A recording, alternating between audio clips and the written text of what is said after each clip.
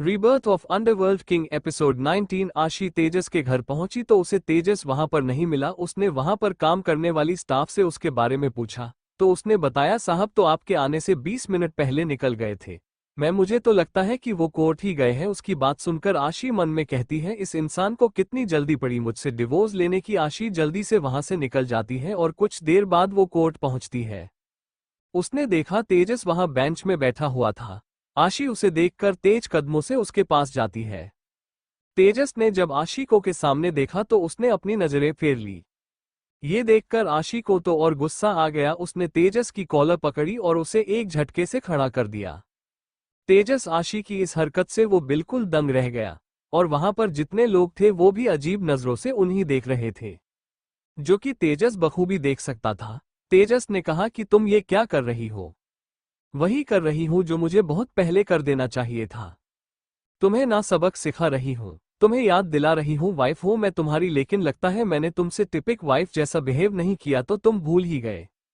तुम हमेशा कहते हो ना कि मैं दिखावा करती हूं इस रिश्ते को निभाने का, बीवी होने का। तो तुम ही बताओ, एक बीवी गुस्से में ऐसे ही रिजेक्ट करती है ना जब उसका पति गलती करता है तो। तेजस को आशी की बातें समझ में नहीं आ रही थी। उसने पूछा, तुम कहना क्या चाहती हो? यही कहना चाहती हो कि अभी का अभी घर चलो, वरना वरना आई स्वेयर आज मेरे हाथों तुम्हारी हड्डियां टूटेगी। फिर मुझे मत कहना। आशी ने तेजस का हाथ थमा और उसे वहां से लेकर जाने लगी। वो 2 कदम आगे बढ़ी कि तेजस ने उसका हाथ पकड़कर उसे रोकते हुए कहा, आशी हमारा डिवोर्स है, 2 हियरिंग के बाद हमारा नंबर है। मिस्टर तेजस कपूर, मैं ये डिवोर्स नहीं लेने वाली, ना तुमको लेने दूंगी। Do you get that? अब जल्दी चलो यहां से।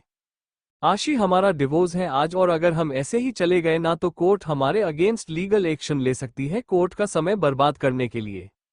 आशी ने कहा, देखो तुम सीबीआई ऑफिसर हो, तुम्हें ये कोर्ट कचहरी कानून ज्यादा समझ में आता है, मुझे नहीं। मुझे सिर्फ अभी यही समझ में आ रहा है कि मुझे अपना रिश्ता बचाना है, इस डिवोर्स को होने से रोकना है। ये सडनली तुम्हारा माइंड कैसे चेंज हो गया? पिछले 3 दिनों में तुम्हें ध्यान नहीं आया कि तुम्हें ये डिवोर्स नहीं लेना? तब तो तुमने अपने दोस्त के साथ एंगेजमेंट कर ली थी। तेजस अब तुम शांत हो जाओ, ठीक है? बाकी की सारी बातें जो है हम घर जाकर करेंगे, यहाँ सबके सामने तमाशा मत करो। तेजस ने कहा कि हम ऐसे नहीं जा सकते। तो ठीक है, तुम यहीं रुको। इतना कहकर आगे बढ़ जाती है। कुछ देर बाद में वापस आती है। तेजस है हैरानी से उसे देखता है। आशी ने फिर उसका हाथ थामा और कहा, अब चलो। तेजस को कुछ समझ में नहीं आया। उसने सवाल किया, तुमने क्या किया है? आशी ने कहा, मैंने तुम्हारे और मेरे लॉयर्स को कहा कि हमें अभी डिवोर्स नहीं चाहिए और वो कोर्ट कोई बात बताएं। आगे का काम हमारे लॉयर्स देख लेंगे, अब तुम चलो यहां से। आशी उसे खींचते हुए गाड़ी तक लाती है। गाड़ी तुम चलाओगे या मैं? वैसे तुम्हारी हरकत देखकर लग तो नहीं रहा है कि तुम गाड़ी चलाने की हालत में ही ड्राइव कर लेती हो। इतना कहकर वो ड्राइविंग सीट में रखकर बैठ गई। तेजस भी आकर को ड्राइवर सीट में बैठ गया और आशी ने गाड़ी आगे बढ़ा दी। वरुण और अदित्य इस वक्त वरुण के कमरे में होते हैं। वरुण ने अदित्य से कहा, भैया आपने कितने पापड़ बिलवाए मुझसे? मुझे लंदन कॉल किया, यहां बुलाया, मेरी और आशी की झूठी एंगेजमेंट करवाए, तेजस को जलाने के लिए ना जाने अपने कितने प्लान बनाए, और आखिरकार आपकी इतने दिनों की मेहनत रंग लाए। मुझे तो लगा था कि तेजस कोई स्टेप लेगा, लेकिन यहां पर तो आशी ने ही पहला स्टेप लिया। अदित्य ने कहा, स्टेप कोई भी ले, अच्छी बात यह है कि आशी का डिवोर्स नहीं हुआ और उसे एक मौका मिल गया अपने रिश्ते को बचाने का, अपने प्यार को बचाने का। हाँ भैया, बस अब तेजस मान जाए। अदित्य ने सीरियस फेस बनाते हुए कहा, अगर नहीं भी मानो तो तू है ना आशी से शादी करने के लिए? वरुण ने कहा, हम वो तो वक्त ही बताएगा। ये कहकर वो मुस्कुरा दिया और आदित्य भी मुस्कुरा मुस्कुरा दिया। काशवी जो दरवाजे पर खड़ी उन्हीं दोनों की बातें सुन रही थी। अचानक से वरुण की नजर काशवी पर पड़ी और उसने चौंकते हुए कहा, अरे भाभी आप? वरुण की आवाज सुनकर आदित्य में दरवाजे की तरफ देखता है। वो भी काशवी को देखकर एकदम से चौंक जानता है। काशवी अंदर आती है। वो आदित्य के सामने खड़े होकर कहती है, इसका मतलब इतने दिन से जो कुछ भी हो रहा था वो आपका प्लान किया हुआ था आदित्य जी? वरुण का आना, आशी और उसकी सगाई, इतने दिन से मैं यही सोच रही थी कि आप आशी के साथ जल्दीबाजी कर रहे हैं, उसे मौका नहीं दे रहे हैं कुछ समझने का। आप भी ना कोई कम सीधे तरीके से नहीं कर सकते क्या? आदित्य ने कहा, कोई भी काम सीधे तरीके से कर किया जाए ना तो ना उसमें मजा आता है और ना ही उसका रिजल्ट पॉजिटिव होता है। और फिर मैं तो बिल्कुल भी कोई काम सीधे तरीके से नहीं करता। काशवी ने कहा, सच में आदित्य जी, आपको पता होता है कि आपकी फैमिली मेंबर्स की खुशी किस में है? आपने क्या कुछ नहीं किया आशी का रिश्ता बचाने के लिए? वरुणी का हाँ भाई, प्यार जो करते हैं उससे इतना। अरे भाभी, अब वो सारी बातें छोड़िए। भैया ने तो अपना काम कर दिया है, अब बाकी का काम उन दोनों को करना है। अब देखते हैं आगे क्या होता है। उसकी बात सुनकर काशवी ने अपना सर हिलाया। दोनों कमरे में आते हैं आदित्य ने कहा, काशवी मैं ऑफिस जा रहा हूँ, हो सकता है आने में थोड़ी देर हो जाए।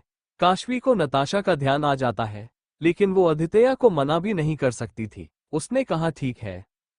शाम को 5 बजे जब आदित्य की गाड़ी की आवाज आती है तो काशवी दौड़कर खिड़की के पास जाती है। तभी उसने देखा आदित्य और नताशा एक दूसरे से बात कर रहे हैं। आदित्य की पीठ काशवी की तरफ थी, वो सिर्फ नताशा को ही देख पा रही थी क्योंकि नताशा का चेहरा काशवी की तरफ था। नताशा बार बार अपनी नजरें झुका रही थी और फिर वो आदित्य की ओर देखती। उसने बहुत मुस्कुराकर उससे कुछ कहा। काशवी में घुसे का ऐसा ही, दोनों क्या बात कर रहे हैं जो नताशा इतना शर्मा रही है और इतना हंस रही है। आदित्य घर के अंदर आ जाता है, वो अपने रूम में आता है तो काशवी बेड पर बैठी हुई थी।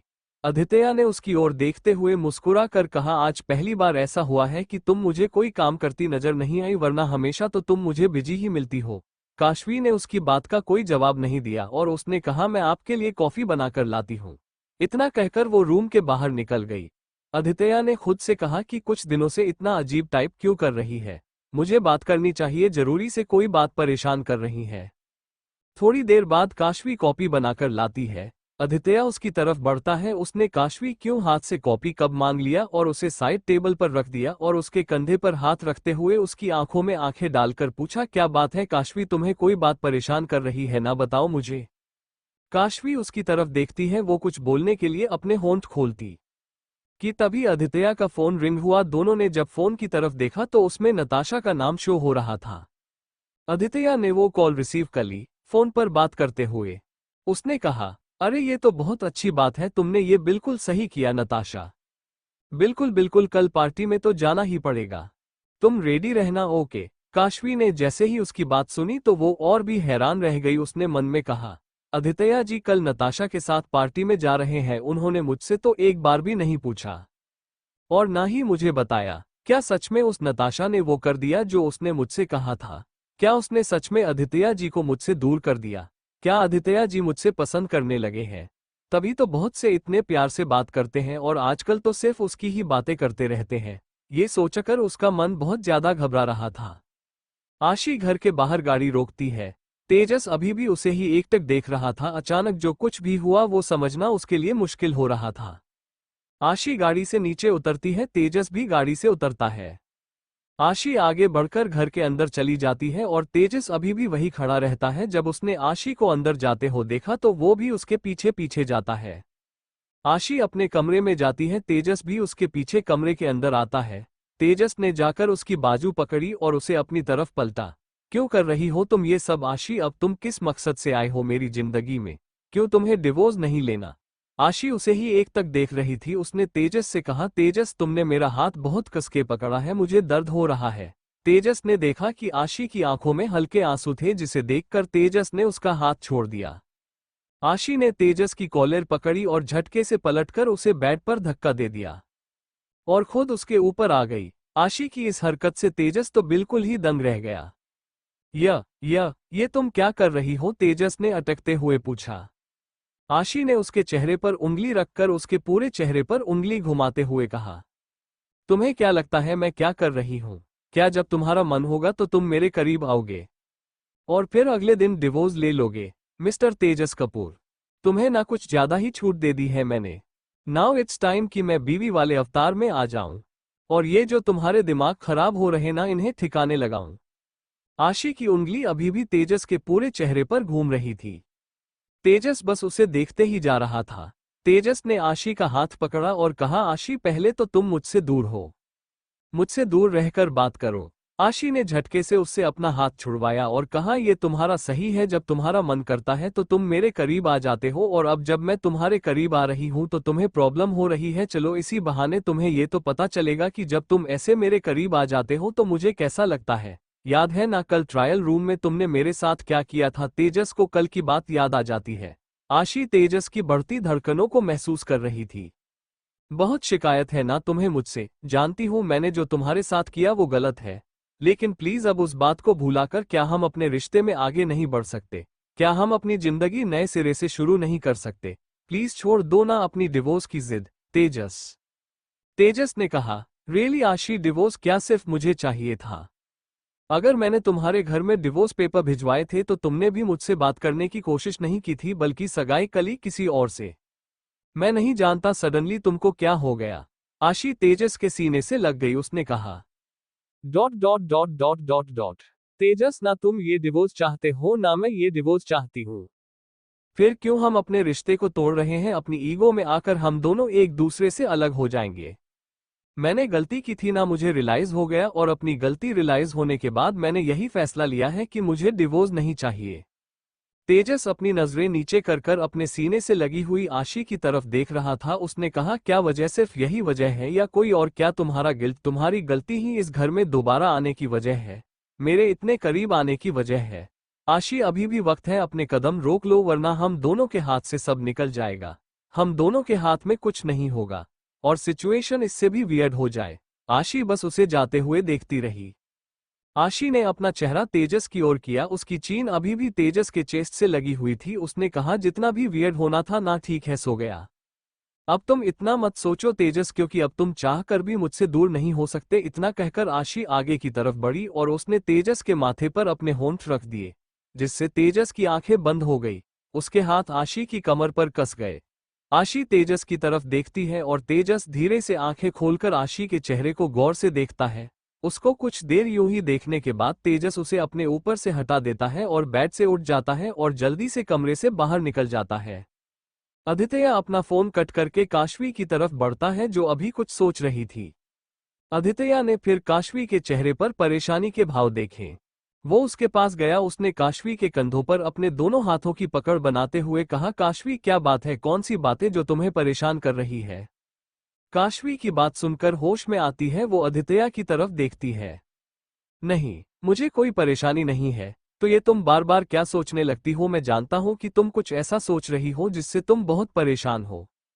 एक लिस्ट बताओ तो मुझे। काशवी जाकर आदित्य के सीने से जा लगी। उसने आदित्य की कमर पर अपने दोनों हाथों की मजबूत पकड़ बनाई। आदित्य जी, प्रॉब्लम मेरी है और इस प्रॉब्लम से मैं खुद डील करना चाहती हूँ, क्योंकि ये ऐसी प्रॉब्लम है जहां पर मैं आपको कुछ नहीं बता सकती। आदित्य ने हैरानी से पूछा, ऐसी कौन सी प्रॉब्लम है जो तुम मेरे साथ शेयर नहीं कर सकती? आदित्य जी, मैं जानती हूँ कि आप हर परेशानी, हर सुख दुख में मेरे साथ रहे हैं, लेकिन कभी कभी इंसान को अपने लिए भी कुछ करना चाहिए। हर चीज में हम किसी के ऊपर डिपेंड तो नहीं रह सकते, और ये प्रॉब्लम है ही ऐसी कि इसे मुझे खुद ही सॉल्व करना पड़ेगा। इसीलिए मैं आपको कुछ नहीं बता सकती, लेकिन हाँ, शायद वक्त आने पर आपको खुद ही पता चल जाए कि मैं परेशान क्यों हूँ। लेकिन काशवी, ऐसी कौन सी प्रॉब्लम है जिसे तुम खुद ही सॉल्व करोगी? मुझे बताना भी जरूरी नहीं समझती? काशवी ने कहा, आपसे ज्यादा जरूरी तो मेरे लिए कुछ भी नहीं है, तभी तो ये बात मैं आपको बता नहीं सकती। वो उससे अलग होती है। उसने कहा, अब आप कॉफी पी लीजिए, ठंडी हो जाएगी। काशवी ने आदित्य को कॉफी पकड़ाई। ये लीजिए, पी लीजिए, है, ज्यादा मत सोचिए। मैं कहाँ ज्यादा सोच रहा हूँ, तुम सोच रही हो, और सोच सोच कर और खुद के साथ साथ मुझे भी परेशान कर रही हो। आदित्य जी, प्रॉब्लम वाली कोई बात नहीं है, प्लीज आप थक गए हैं, कॉफी पी लीजिए।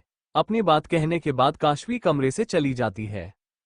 कुछ देर बाद वो कमरे में वापस आती है। इस वक्त आदित्य बाथरूम में होता है। काशवी आदित्य के कपड़े निकालती है, तभी एक फाइल नीचे गिरती है। काशवी ने जब वो फाइल उठाई तो उसमें से कुछ पेपर बाहर की तरफ आ रहे थे। काशवी ने फाइल खोलकर उन्हें सही से रखना चाहा, तभी उसकी नजर हेडिंग पर पड़ी जिसमें लिखा था डिवोर्स पेपर। ये किसी और के नहीं, काशवी और आदित्य के डिवोर्स पेपर थे। काशवी ने जैसे ही उन्हें पढ़ा, उसकी आंखों से आंसू निकलने लगे और उसे धक्का सा लगा। इसका मतलब मैंने आदित्य जी को खो दिया। वो इतनी जल्दी मुझे भूल गए कि वो मुझे डिवोर्स देना चाहते हैं।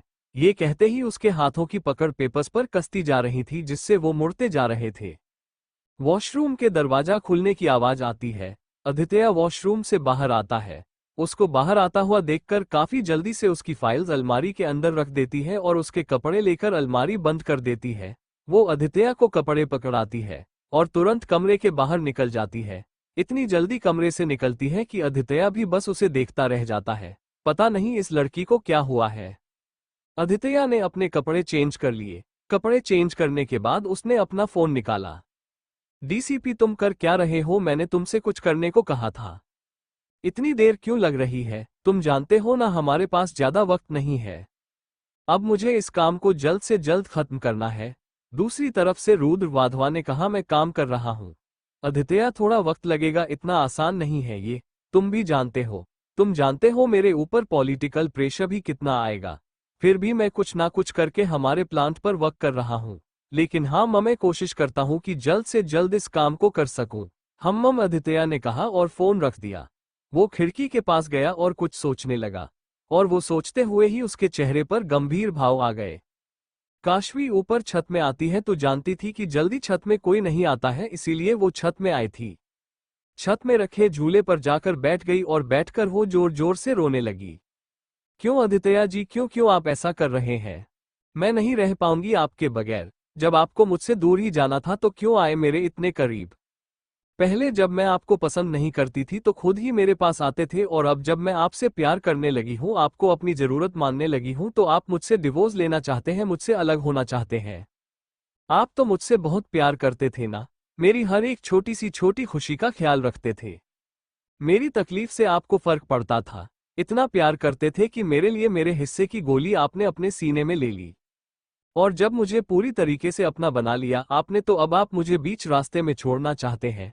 क्या कमी है मेरे प्यार में? ऐसी कौन सी कमी है आपकी जिंदगी में जो मैं पूरी नहीं कर पा रही, जिसके लिए आपको उस नताशा की जरूरत है? ऐसा क्या है उसमें जो इतनी जल्दी आप उसके हो गए? इतनी जल्दी आपका प्यार मेरे लिए बदल गया। काशवी सारी बातें खुद से कह रही थी और उसके आंख से झरझर करके आंसू बह रहे थे। काशवी को दिया कि पार्टी में कहीं बात याद आती है। ये जो गैंगस्टर्स होते हैं ना, ये ऐसे ही होते हैं, इनकी पसंद बदलते देर नहीं लगती। इन्हें मॉडर्न लड़कियां ज्यादा पसंद आती हैं और हर वक्त लड़कियों से घिरे हुए होते हैं। काशवी अपने फोन पर दिया का नंबर मिल आती है। कुछ देर रिंग जाने के बाद दिया फोन उठाती है। क्या बात है काशवी, आज तुझे मेरी याद कैसे आ गई? उसकी आवाज सुनकर काशवी जोर जोर से रोने लगती है। दिया उसे रोता हुआ सुनकर बहुत घबरा जाती है और परेशान हो जाती है। उसने परेशान होते हुए पूछा, काशवी क्या हुआ? तू इतनी जोर जोर से क्यों रो रही है? बताओ क्या बात है? दिया वो आदित्य जी। क्या हो गया तेरे पति को? दिया वो आदित्य जी, अब वो मुझसे प्यार नहीं करते। तू सही कहती थी, उनका प्यार मेरे लिए बदल गया। अब वो किसी और से प्यार करते हैं। वो नताशा को पसंद करते हैं, उसको प्यार करते हैं। उस नताशा ने पता नहीं क्या किया कि आदित्य जी इतनी जल्दी उसके हो गए कि वो मुझे डिवोर्स देना चाहते हैं। दिया ने चौंकते हुए कहा, क्या तेरा पति तुझे डिवोर्स देना चाहता है? अरे मैं तो जानती थी ये गैंगस्टर्स होते ही ऐसे हैं, एक लड़की से इनका कहाँ मन भरने वाला। इन्हें तो घरवाली और बाहरवाली दोनों चाहिए। लेकिन यहाँ तो तेरे पति ने तुझे डिवोर्स देने का ही सोच लिया।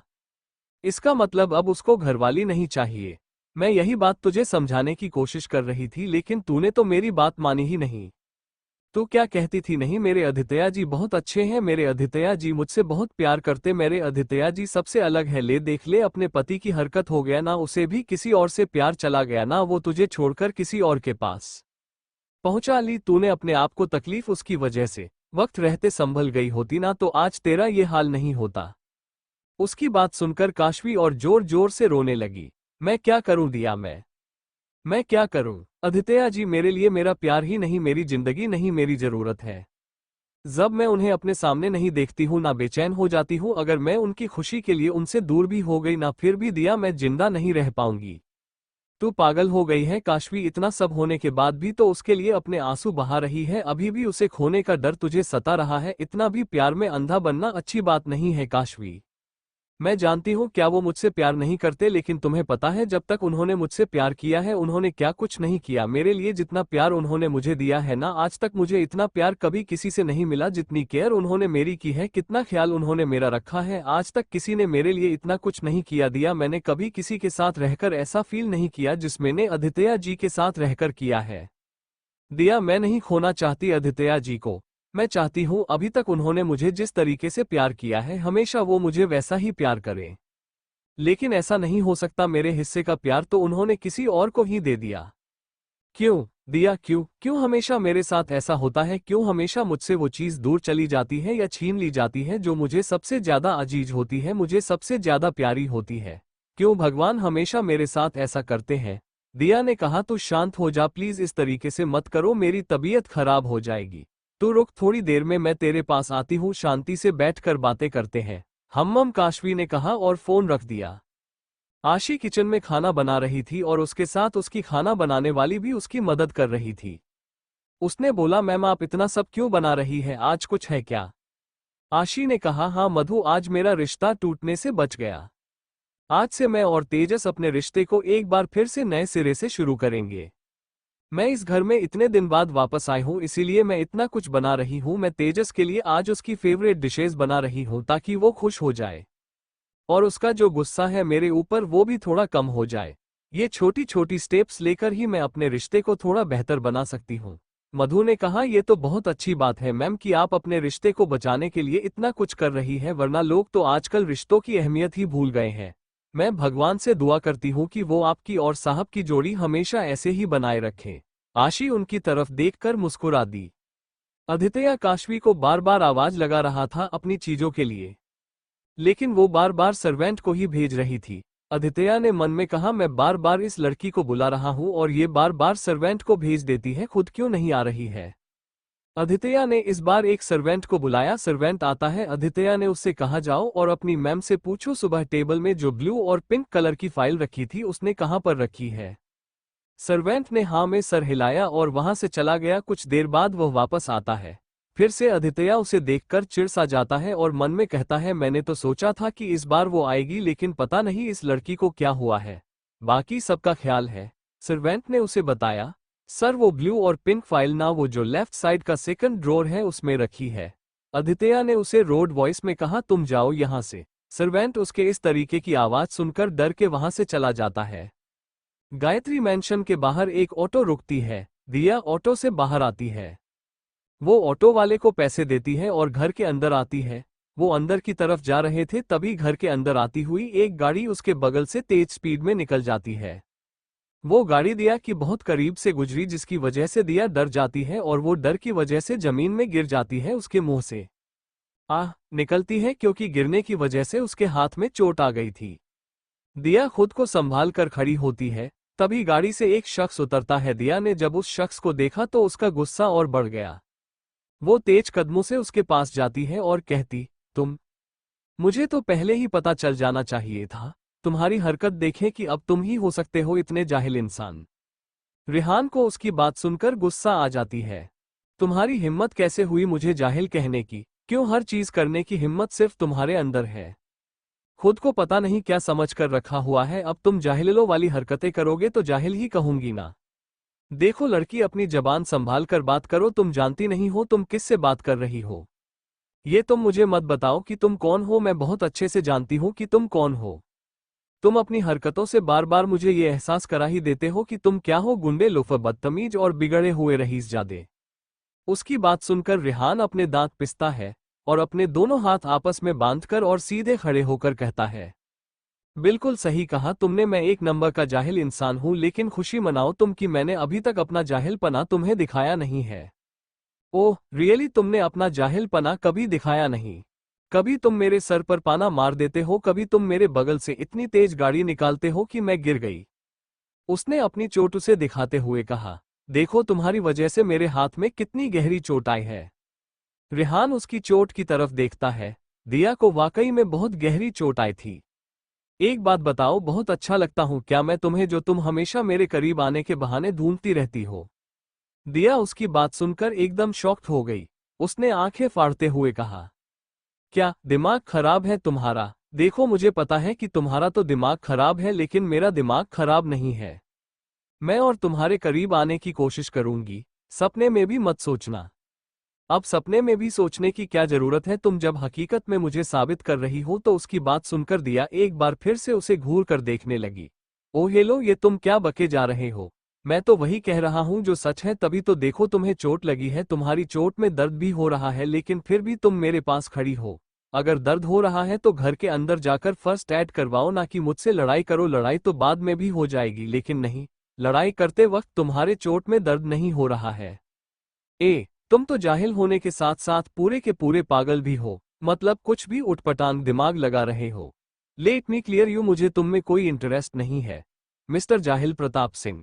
अपने दिमाग से ये जो तुमने खुद ही चीजों को अज्यूम कर लिया है ना, इसे निकाल दो अपने दिमाग से, पागल कहीं का। इतना कहकर वो घर के अंदर जाने लगी। रिहान ने खुद में बुदबुदाते हुए कहा, जाहिल प्रताप सिंह सीरियसली, ये लड़की तो कुछ भी बोलती है। रिहान को खरी खोटी सुनाने के बाद दिया घर के अंदर आ जाती है। उसे सीधे काशवी के कमरे में जाना सही नहीं लगता तो वो सर्वेंट को बोलती है काशवी को बुलाने को। सर्वेंट किचन में जाता है और काशवी से कहता है, काशवी मैम वो आपकी दोस्त दिया मैम आई है। काशवी ने कहा, ठीक है मैं आती हूँ, उससे कहिए। सर्वेंट बाहर आता है और दिया से कुछ देर वेट करने को कहता है। दिया सोफे में बैठी होती है। तभी रिहान भी अंदर आता है। दिया की नजरें भी उससे मिलती हैं, लेकिन अगले ही पल वो अपना चेहरा फेर लेती है। ये देखकर रिहान अपने कमरे की तरफ चला जाता है।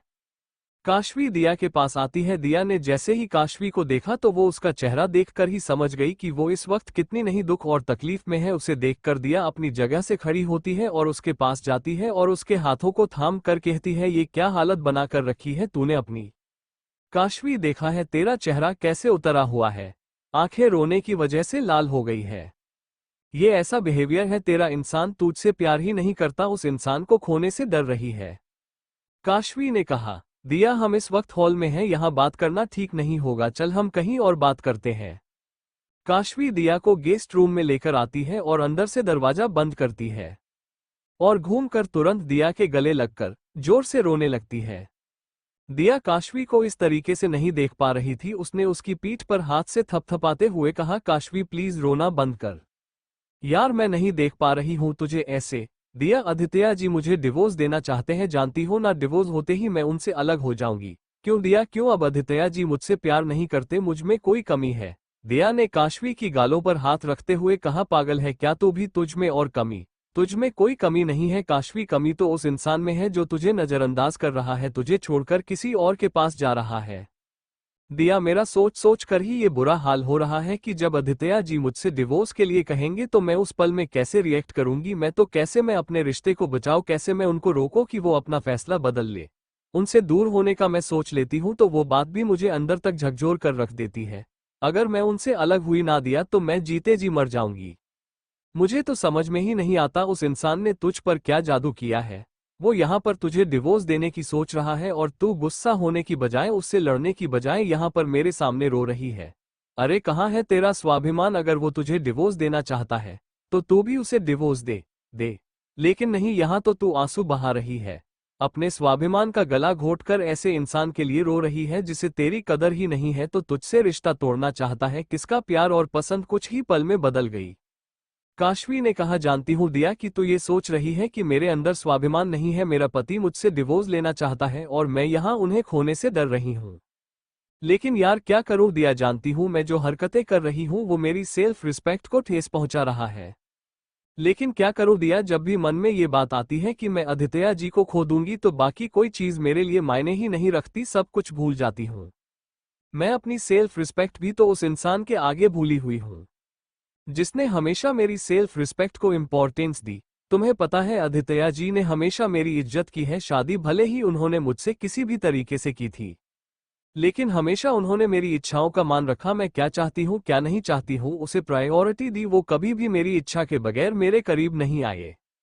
क्यों? क्योंकि वो मेरी इज्जत करते थे। हमारे रिश्ते में उन्होंने कभी मुझे अलग नहीं समझा, हमेशा अपने शरीर का एक अंग ही समझा है, जो कि असली मतलब होता है अर्धांगिनी का।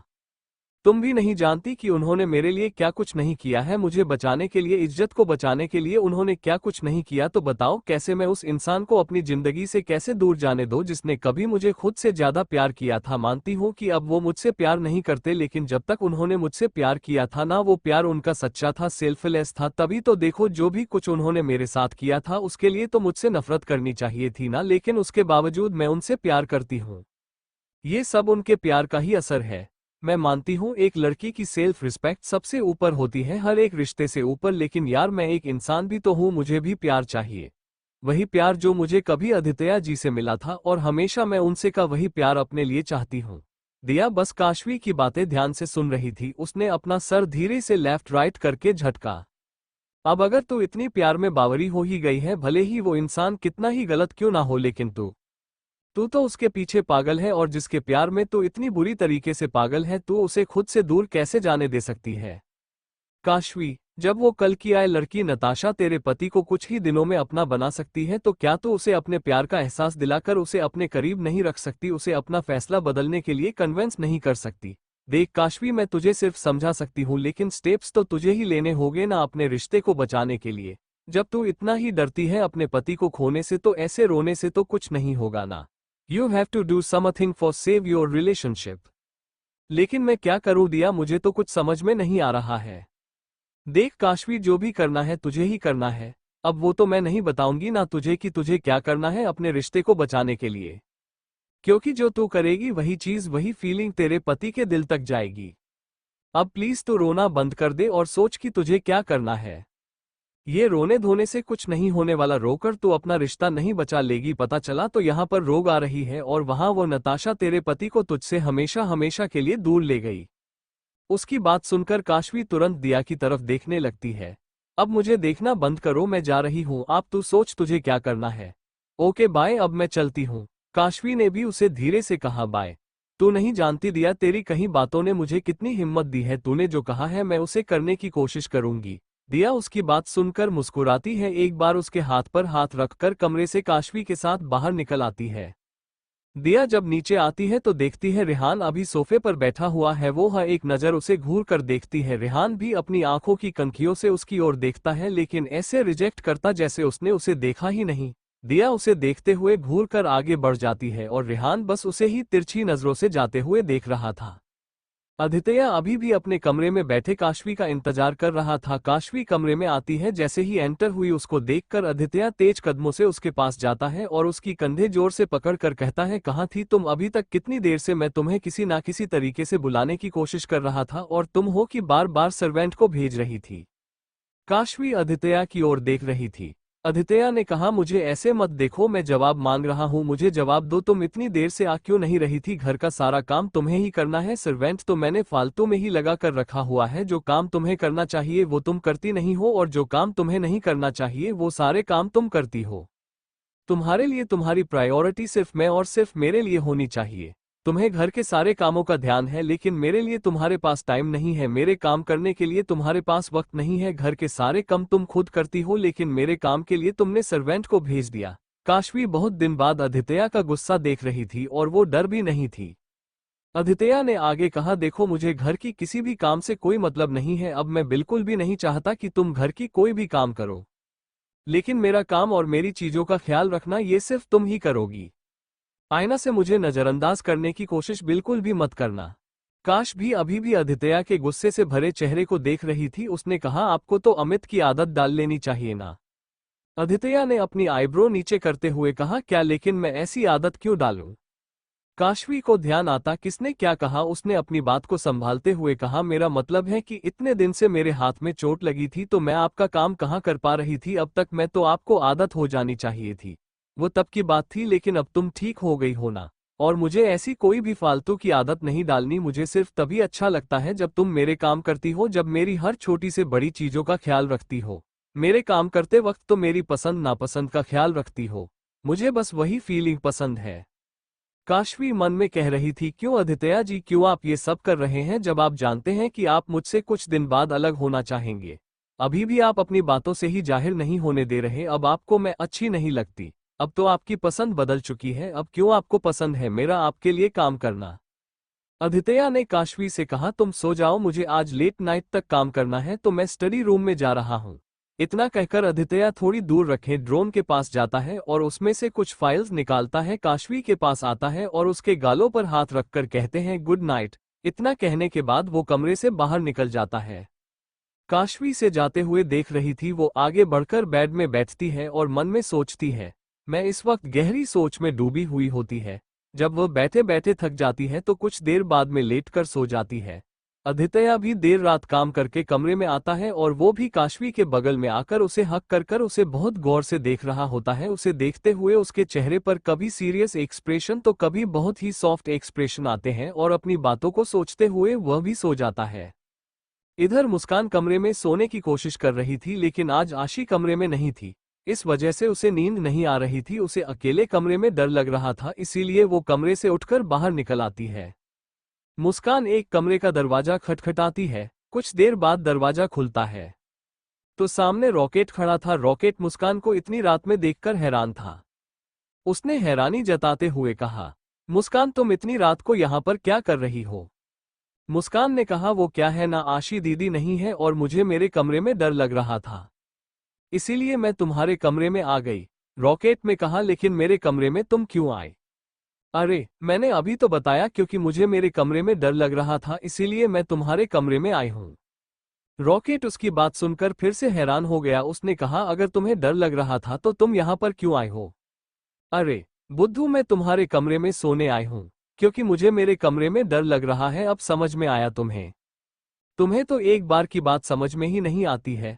रॉकेट ने आंखें बड़ी बड़ी करते हुए कहा, क्या तुम मेरे कमरे में सोने आई हो? लेकिन मुस्कान, तुम मेरे कमरे में नहीं सो सकती। क्यों नहीं सो सकती मैं तुम्हारे कमरे में? तुम्हारा कमरा तो कितना बड़ा है और तुम अपने कमरे में अकेले रहते हो, तो क्यों नहीं रह सकती मैं तुम्हारे कमरे में? देखो, मैं तो इसी कमरे में रहूंगी। इतना कहकर मुस्कान ने रॉकेट को धक्का दिया। मुस्कान ने रॉकेट को इतनी तेज धक्का दिया कि रॉकेट 3-4 कदम पीछे हो गया और मुस्कान कमरे के अंदर चली गई।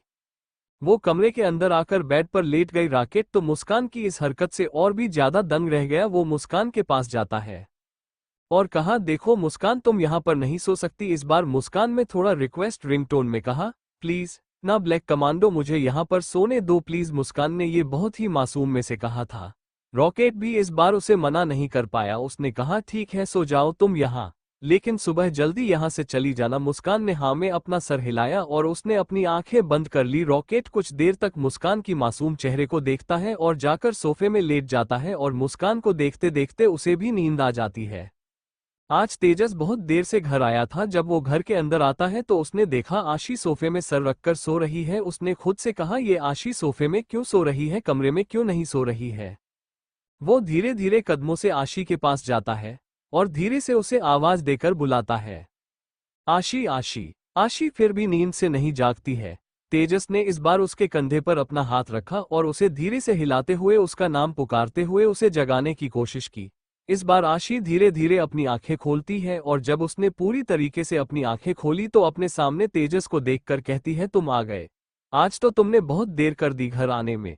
मैं कब से तुम्हारा इंतजार कर रही थी। तेजस बस आशी के चेहरे को ही देख रहा था, जिसमें उसके लिए फिक्र दिख रही थी। तेजस ने कहा, लेकिन तुम मेरा इंतजार क्यों कर रही थी? आशी ने कहा, अरे कैसी बातें कर रहे हो, तुम सुबह जल्दी घर से निकल गए थे और इतनी देर हो गई थी तुम घर भी नहीं आए। मुझे तुम्हारी फिक्र हो रही थी। मैंने तुम्हें फोन भी किया लेकिन तुम्हारा नंबर नॉट रीचेबल आ रहा था, तो बस तुम्हारा इंतजार करते करते यहीं पर सो गई। लेकिन तुम्हें मेरी फिक्र कर। वो अपनी बातें पूरी करता है उससे पहले ही आशी उसके होठों पर अपनी उंगली रख देती है और कहती है, शिव शशिश, कितना बातें करते हो तुम, अब ज्यादा बातें मत करो। वैसे भी तुम बहुत देर से घर लौटे हो, अब जाओ और जाकर फ्रेश हो लो, मैं तुम्हारे लिए खाना गर्म कर देती हूँ। तेजस बस आशी के चेहरे को ही गौर से देख रहा था और आंखें नीचे करते हुए आशी की उंगली जो उसके होठों पर रखी हुई थी उसकी तरफ। आशी उसके होठों से अपनी उंगली हटाती है और कहती है, जाओ। तेजस भी बार उसे कुछ नहीं कहता और वहां से अपने कमरे की तरफ चला जाता है। कुछ देर बाद वह वापस आता है तो आशी खाना गर्म करके डाइनिंग टेबल पर लगा रही थी। तेजस जाकर डाइनिंग टेबल में बैठ जाता है। तभी उसने देखा कि आशी 2 लोगों के लिए खाना परोस रही है। उसने कहा, तुम इतनी रात में 2 लोगों के लिए खाना क्यों परोस रही हो? आशी ने कहा, अरे कैसी बातें कर रहे हो, मैं खाना नहीं खाऊंगी क्या? तेजस ने हैरानी से कहा, क्या तुमने अभी तक खाना नहीं खाया? आशी ने कहा, अभी तक नहीं, मैंने सोचा था जब तुम आ जाओगे तो साथ बैठकर खाना खाएंगे। तेजस मन में कहता है, तुम मेरे लिए इतनी फिक्र कर रही हो, इतना कुछ कर रही हो, होप सो इस बार तुम्हारा कोई गलत इरादा ना हो, क्योंकि इस बार मैं तुम्हारा धोखा बर्दाश्त नहीं कर पाऊंगा। तुम्हारी तरह मैं भी चाहता हूं इस रिश्ते को एक मौका देना, लेकिन जब भी तुम्हारा धोखा मुझे याद आता है तो गुस्से से मेरे कदम रुक जाते हैं। लेकिन इस बार तुमने हमारे रिश्ते को बचाने के लिए कितना कुछ नहीं किया। क्या सच में अब तुम इस रिश्ते को दिल से निभाना चाहती हो? तुम्हारी आंखों में अपने लिए फिक्र देखकर मेरे दिल को इतना सुकून क्यों मिल रहा है? इतने दिन जब तुम नहीं थी इस घर में, तो मैं कितना बेचैन था, लेकिन भले ही मैं तुमसे गुस्सा हूं फिर भी तुम्हें यहाँ देखकर मेरे अंदर आज बहुत सुकून है। तुम्हें अपने नजरों के सामने देखना मेरे दिल को कितनी शांति दे रहा है। कभी कभी तो ऐसा लगता है कि तुम सपना हो, जब शायद नींद से जगूंगा तो तुम चली जाओगी। आशी ने कहा, क्या सोच रहे हो, खाना खाओ ना। तेजस अपने सेंस में आता है। उसने देखा खाने में आज सब उसकी मनपसंद चीजें हैं। उसने आशी से कहा, ये सब तो मेरा फेवरेट खाना है। आशी ने कहा, मैंने तुम्हारे लिए ही तो बनाया है, लेकिन तुम्हें तो ज्यादा खाना बनाना नहीं आता। आशी ने कहा, ज्यादा खाना बनाना तो नहीं आता, लेकिन खाना बनाने में मधु ने मेरी मदद की, लेकिन खाना मैंने खुद के हाथों से बनाया है, ठीक है? इसलिए मत सोचना कि मैं झूठ बोल रही हूँ। अब खाना खाओ और बताओ कैसा बना है। तेजस खाने का एक निवाला तोड़ता है और उसे खाता है। आशी उसकी तरफ की देख रही थी। उसने पूछा, अब बताओ भी खाना कैसा बना है, मैं इतनी डेस्परेट हो रही हूँ, कितनी मेहनत की है मैंने ये सब बनाने में। तेजस ने धीरे से कहा, अच्छा बना है। अरे तुम तो खाने की तारीफ ऐसे कर रहे हो जैसे मुझ पर कोई एहसान कर रहे हो। देखो अच्छे से बोलो कि तुम्हें खाना कैसा लगा। मैंने पूरे 3 घंटे किचन में काम किया है ये सब बनाने के लिए, और तुम बस ये फीका सा अच्छा है बोल रहे हो। तुम्हें शर्म नहीं आ रही इस तरीके से खाने की तारीफ करते हुए?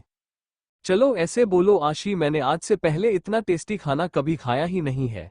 क्या खाना बनाती हो तुम? तेजस उसकी बात सुनकर उसे घूर कर देखता है। उसने कहा, लेकिन मैं ऐसा क्यों बोलूं? क्योंकि मुझे पता है मैंने खाना बहुत टेस्टी बनाया है, इसलिए तुम ऐसा कहो। अजीब जबरदस्ती है तुम्हारी। मैंने बोला तो खाना अच्छा बना है। हाँ, लेकिन सिर्फ ये अच्छा बना है, इन 2 शब्दों से काम नहीं चलने वाला। मेरी 3 घंटे की मेहनत का फीडबैक तुम 3 शब्दों में दे रहे हो, अच्छा बनाया है। तुम्हें नहीं लगता तुम्हें अपनी तारीफ सुनने का कुछ ज्यादा ही शौक है? मुझे इतना ही शौक है तो कर दो ना मेरी तारीफ, जो मैंने तुमसे कहने को कहा है। वरना कल से तुम देखना, मैं तुम्हें सिर्फ दाल रोटी ही खिलाऊंगी, दूसरा कुछ भी खाने को नहीं दूंगी। तब तुम्हें मेरी खान एक इम्पोर्टेंस समझ में आएगी। तेजस मन में कहता है, ये तो बिल्कुल ही बीवियों वाली फॉर्म में आ गई है। लेकिन उसका ये हाल है अभी से, तो पता नहीं आने वाले दिनों में क्या करेगी। तेजस अपने चेहरे पर जबरदस्ती की मुस्कुराहट लाकर और अपने शब्दों में जोर देकर कहता है, आशी खाना बहुत टेस्टी खाना बनाया है तुमने।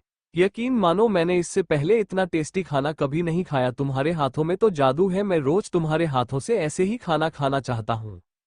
आशी ने चौंकते हुए कहा, रोज रोज मैं तुम्हारे लिए 3 घंटे खाना नहीं बनाने वाली।